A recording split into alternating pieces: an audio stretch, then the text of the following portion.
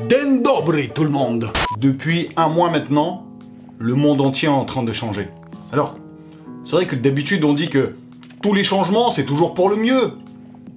Mais là, je vous avoue que j'ai du mal à voir le bon côté des choses. J'imagine que vous recevez déjà suffisamment d'infos sur cette guerre, que ce soit à la télé ou sur les réseaux sociaux, et il y a des journalistes qui sont d'accord, d'autres qui se contredisent.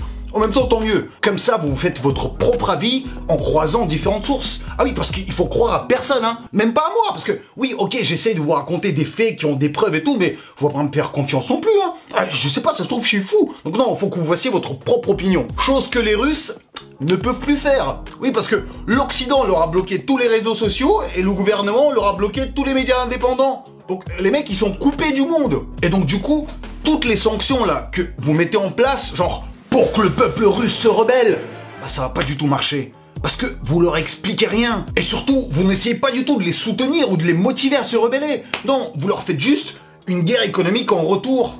Mais je croyais qu'on était tous contre la guerre, non ? Du coup, dans cette vidéo, je vais vous expliquer comment les Russes réagissent aux sanctions. Bien sûr que ce qui se passe en Ukraine depuis un mois, là, c'est beaucoup plus grave, c'est même pas comparable, mais c'est une horreur. Je sais même pas comment en parler parce que je suis assez sensible à ce genre d'horreur, vous voyez. J'ai pas envie de tomber dans la déprime non plus, mais il faut arrêter ce massacre.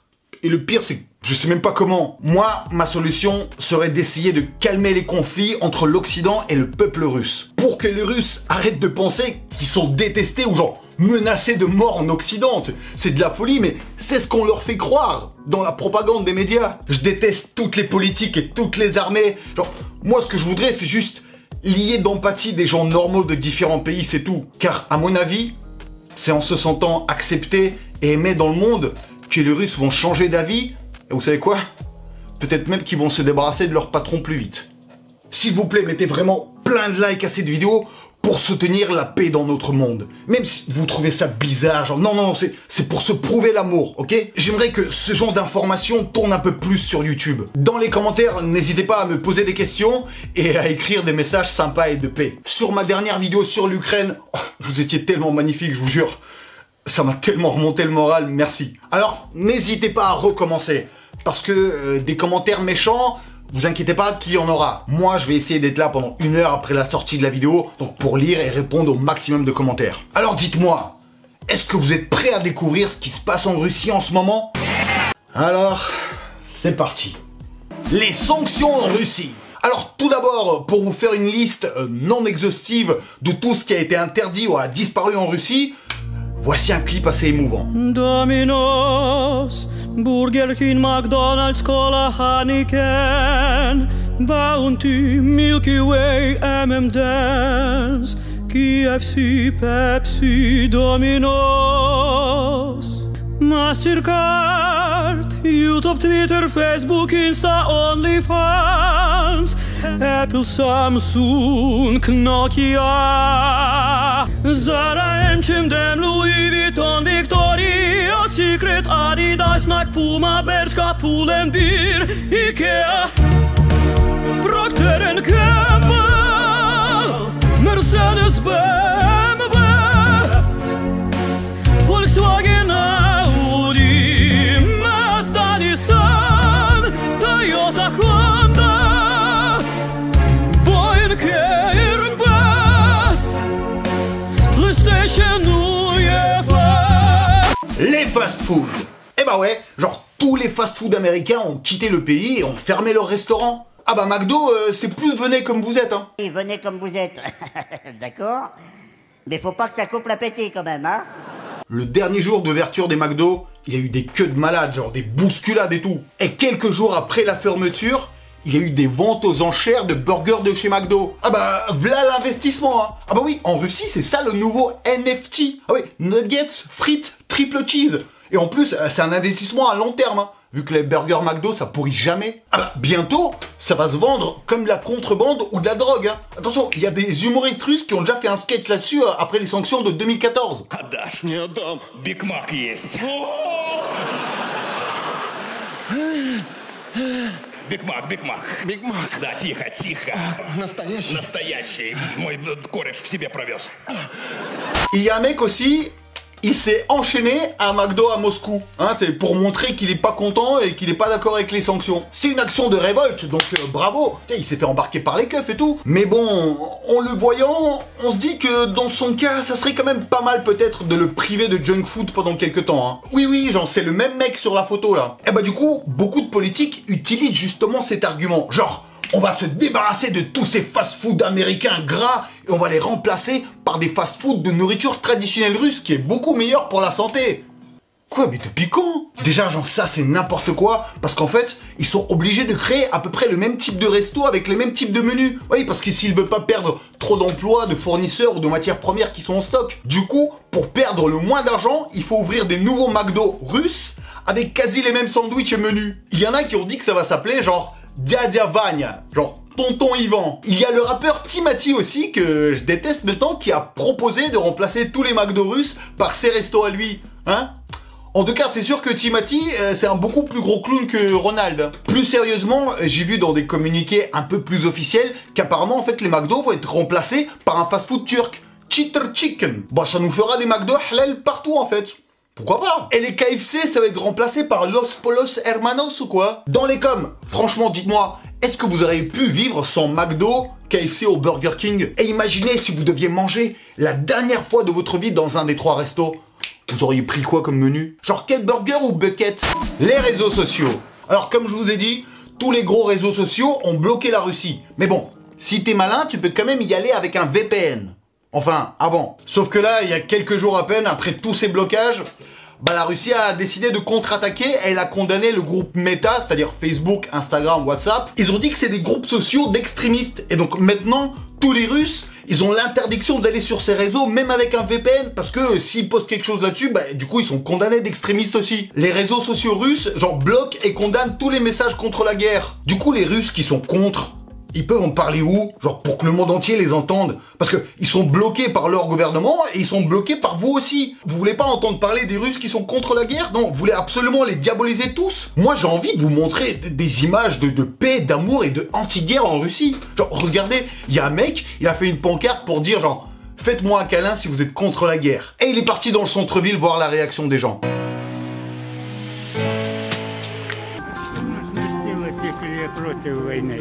Обнять меня.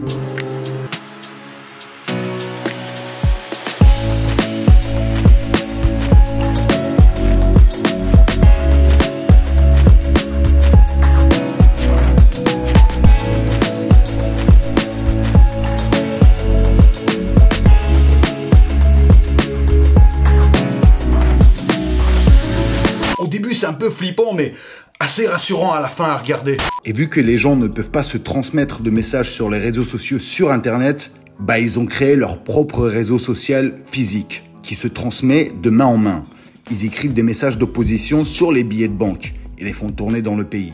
C'est une très bonne idée je trouve. Alors ok, c'est vrai que tous les médias dans le monde ont parlé d'une Russe qui est contre. Ah, vous avez dû voir passer ce gros débordement sur la première chaîne nationale russe. Сотрудничество в рамках союзного государства, а на совещании в правительстве обсуждали, как сохранить доступность. Ah, il y a une femme qui s'est incrustée dans un JT en plein direct avec une pancarte genre « Non à la guerre, ils vous mentent à la télé avec de la propagande ». Ouh, genre c'est la chaîne la plus financée et dirigée par l'État. Ah, comme on dit, elle a porté ses ovaires, hein. Ah, parce qu'il n'y a aucun mec de la chaîne qui a osé faire ça, hein. Énorme respect, bravo à elle. Genre, spasiba. Elle s'appelle Ovsyannikova Marina et c'est une des rédactrices en chef de la chaîne. Elle y bossait depuis 10 ans, mais ce qui se passe en ce moment-là, ça l'a fait vriller et ça a réveillé sa culpabilité. Tellement de haine grâce à nos politiques et je voudrais dire que les gens normaux, ils sont pas comme ça. Il y a des rumeurs de ouf qui circulent. Alors, certains disent que c'est un coup monté, que ça a été financé par l'Europe. Alors, d'autres disent au contraire que ça a été financé par la première chaîne russe pour montrer qu'il y a genre des faux opposants. Mais la propagande, ça va vraiment dans tous les sens, hein, c'est ouf. Moi, en tout cas, pour l'instant, avec ce que je connais, je la crois. Parce qu'en fait, déjà, elle s'est pas barrée, elle va rester en Russie pour son procès, elle veut affronter l'État genre dans un vrai procès. Bon, franchement, c'est une ouf, hein. Macron lui a même proposé la nationalité française, mais elle a refusé. Il m'a proposé de déménager en France, d'accorder l'asile politique, mais malheureusement, je ne pourrai pas parce que je suis patriote, je veux rester et vivre dans mon pays avec ma famille. Ça doit être la nationalité française de Mamoudou Gassama. Parce que, apparemment, ça, donner des nationalités, on aime bien. Mais par contre, pour s'occuper de toi, après, y a personne. Alors, c'est très bien de partager ça, genre, sur tous les réseaux sociaux, sur toutes les chaînes TV. Mais par contre, excusez-moi, mais les médias français, je vous trouve un peu faux cul là-dessus, là. Parce que, si j'ai bien compris, dire non à la guerre sur une chaîne télé du pays agresseur, ça mérite votre respect. C'est bien ça? Est-ce que vous saviez qu'en 2003, le groupe russe Tattoo, composé de 2 filles, a été en live à la télé américaine et a porté des t-shirts non à la guerre en Irak.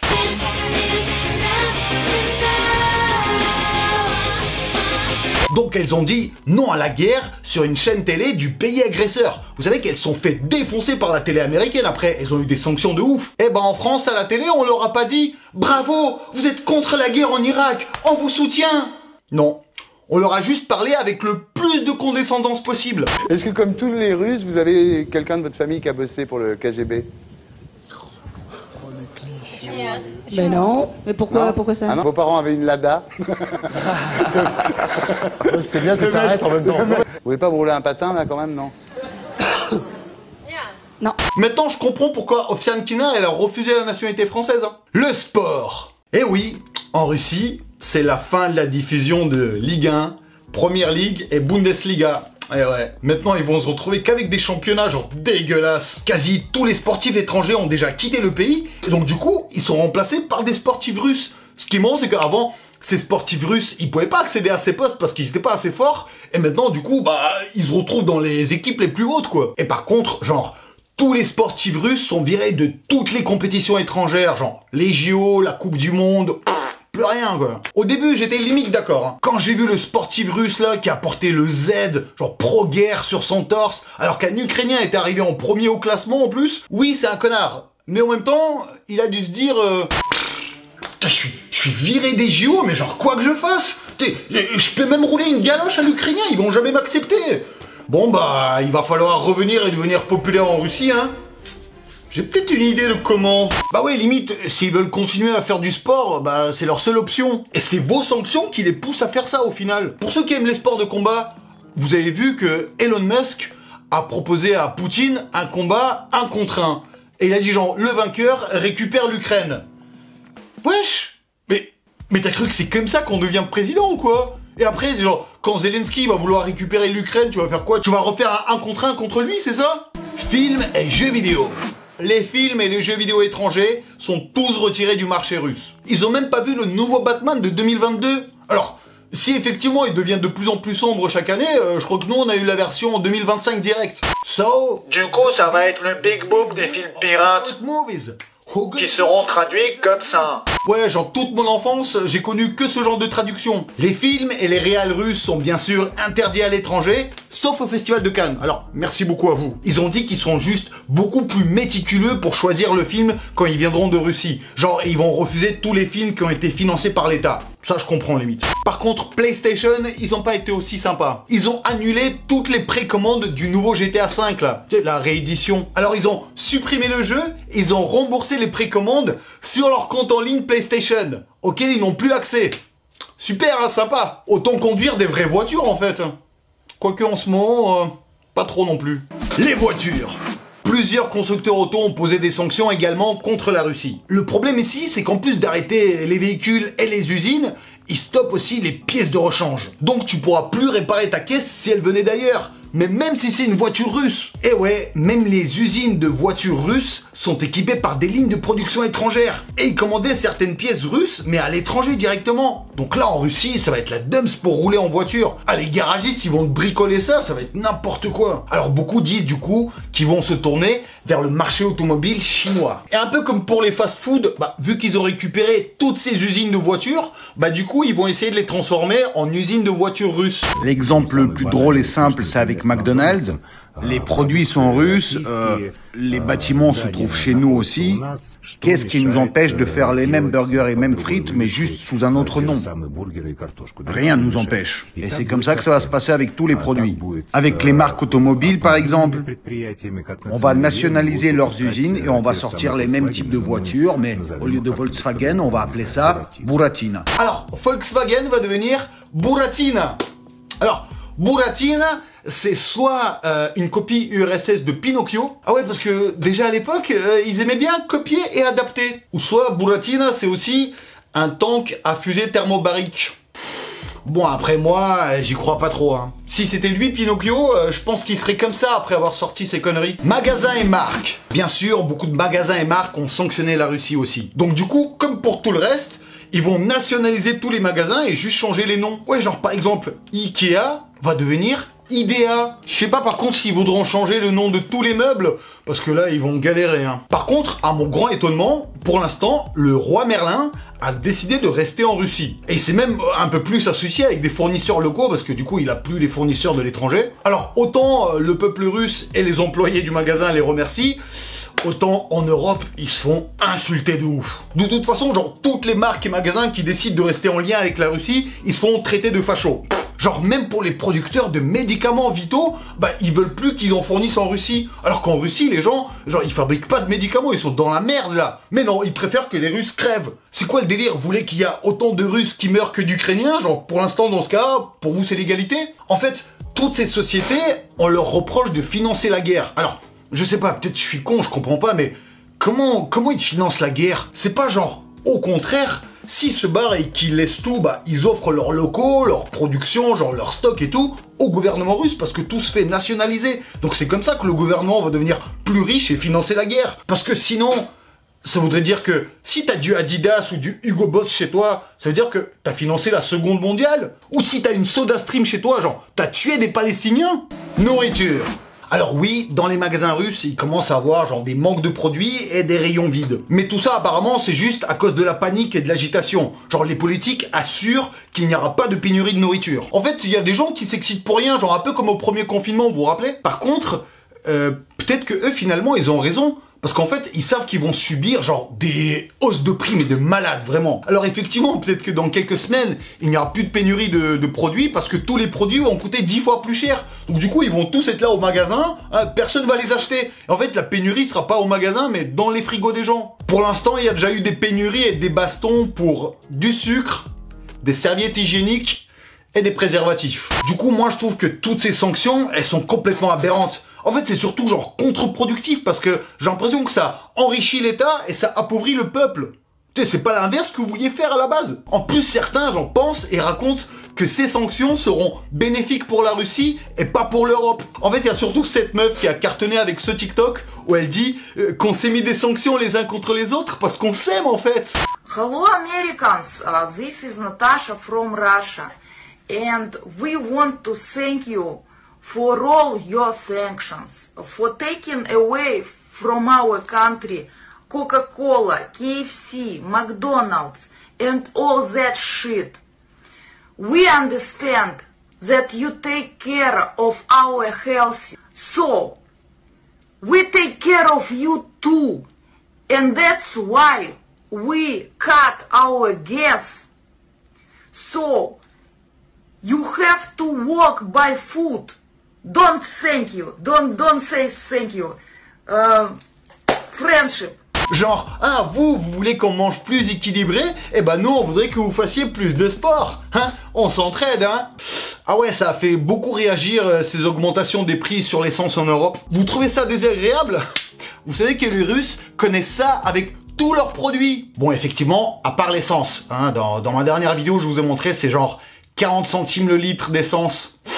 Alors, est-ce que cette augmentation du prix de l'essence est vraiment liée avec le conflit avec la Russie? Parce que moi je suis perdu, je pige pas là. Vous pensez que c'est vrai? Ou alors qu'il y a des raisons plus dark, mais jusqu'en ce moment, genre ça tombe tellement bien qu'en fait ils peuvent cacher leur magouille avec ça? Une des dernières infos qui vient de tomber là, c'est que le gaz russe va être vendu en Europe, mais en roubles. Parce que, bah, du coup, les dollars et les euros sont bloqués en Russie. Et du coup, genre, d'après la télé russe, ils disent que tout ça, bah, ça va annuler toutes les sanctions économiques et ça va faire remonter le rouble. C'est vrai ça? J'ai du mal à y croire quand même. Si vous avez des explications, mettez-les dans les commentaires. Ouais, il faudrait qu'on s'entraide pour comprendre tout le bordel qui se passe en ce moment. On va revenir comme dans les années 90 en Russie, ça va échanger de l'oseille au black. Et bien sûr, toutes les cartes de crédit russes sont bloquées en Europe. Mais du coup, par exemple, si tu veux quitter la Russie parce que tu t'y sens en danger, bah c'est pas en Europe que tu seras bien accueilli parce que bah, tu pourras rien acheter quoi. Mais comment vous voulez que les Russes genre, soient indépendants et ouvrent leur gueule? Donc encore une fois, je trouve que ces sanctions sont défavorables à l'effet recherché. Bon ok, il y a quand même quelques sanctions que j'aime bien. Sanctions contre les oligarques. Ah, c'est les seules sanctions vraiment utiles, enfin. Car enfin les sanctions visent les vrais fautifs et les collabos corrompus là. Pour punir les oligarques russes, ils ont commencé à saisir leurs biens en Europe.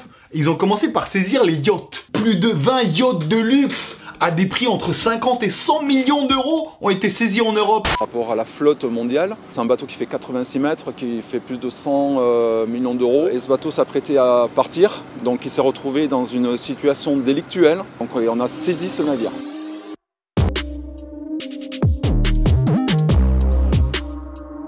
Ouais, donc apparemment, celui-là, il appartiendrait au patron de Rosneft. C'est le pétrole russe, justement. Voilà, genre, défoncer les oligarques milliardaires corrompus en Europe. Mais faut pas défoncer, genre, tous les commerces russes en Europe non plus. Les sanctions en Europe. Alors, parmi les punitions contre les Russes, il y a eu vraiment des débilités en Europe. Les restaurants russes en France ont été embêtés. Moi, la semaine dernière, j'étais dans une épicerie russe, à laquelle je vais assez souvent en plus. Et du coup, limite, c'est trop triste parce que ils étaient obligés de cacher le mot russe sur leur devanture pour pas se faire éclater les vitres. Parce qu'apparemment, genre, dans les premiers jours, il y a des gens qui ont jeté des canettes et ils ont tagué des insultes. Je sais pas, j'ai pas de mots, mais comment vous pouvez arriver à faire ça, mais... Comment tu veux vivre après? Genre, il y a Carrefour qui a retiré tous les produits russes de ses rayons. Genre, mais à quel moment ça aide l'Ukraine? Je comprends rien. Et le pire, enfin, le plus absurde, c'est les pauvres Québécois en Europe. Vous savez qu'ils se sont fait, genre, défoncer et taguer des restaurants de poutine. Alors que, j'espère que vous savez que la poutine, à la base, c'est aussi un plat traditionnel québécois. En gros, c'est aussi absurde que si, par exemple, au Mali, ils avaient défoncé des boulangeries de macarons. En tout cas, gros soutien et tout mon respect pour tous les Russes qui sont contre la guerre. Il faut qu'on s'entraide, il faut qu'on soit ensemble. S'il y a des artistes russes qui ont besoin de visibilité ou quelque chose, contactez-moi, genre, c'est avec grand plaisir. Si on a un message à transmettre au monde ensemble, il faut qu'on le fasse. Moi, j'ai mal au cœur, j'ai tellement hâte que cette guerre et toutes ces erreurs s'arrêtent le plus vite possible. Et ça sera le cas, je vous jure. Elle s'arrêtera. Mais je me dis que dès qu'elle sera terminée, bah... c'est la misère pour nous qui va commencer, pour les Russes. J'ai encore plus de problèmes qu'aujourd'hui, et j'ai l'impression que personne va nous aider. Moi, j'ai cramé déjà certains refus de certaines marques et médias, genre parce que je suis russe. Mais bon, après, ça va, je suis habitué. Je vous raconterai peut-être un jour, genre, tout le racisme que j'ai cramé dans les médias français, c'est dégueulasse. Donc, à vous de voir si vous voulez continuer de sanctionner et mépriser les Russes jusqu'à la fin de votre vie, mais ça m'étonnerait qu'on arrive à une paix dans le monde dans ces cas-là. Pour moi, c'est comme un exemple d'un élève qui aurait foutu la merde en classe, on va dire, même sans faire exprès. Bah, le prof a deux solutions. C'est soit, genre, il peut le défoncer, l'insulter et le virer du collège, et ensuite, j'ai l'impression que cet élève va devenir un délinquant, ou alors au contraire, ce prof peut parler avec cet élève et le convaincre et lui apprendre à quel point cette matière est géniale, et l'élève va aimer la matière et va aimer les cours, et peut-être qu'il voudra plus jamais genre déranger le professeur de lui-même. Bon, le problème avec ce genre de vidéo, c'est que je sais jamais quand m'arrêter d'écrire parce qu'il y a tellement de nouvelles infos qui changent, je viens de regarder encore des trucs, je suis sûr que même quand je vais monter cette vidéo, il y aura déjà des trucs qui seront différents et tout. Donc si vous connaissez des approfondissements ou des choses qui ont changé, dites-le dans les commentaires s'il vous plaît. Bon, moi je vous fais à tous, mais vraiment genre d'énormes Big Mac kiss. Ouais, parce que moi du coup j'ai le droit à tous sauf un, un petit chauve comme ça. Et moi j'ai déjà hâte de vous retrouver vendredi prochain pour une nouvelle vidéo sérieuse ou peut-être plus drôle, mais qui va arriver, mais très bientôt, j'espère.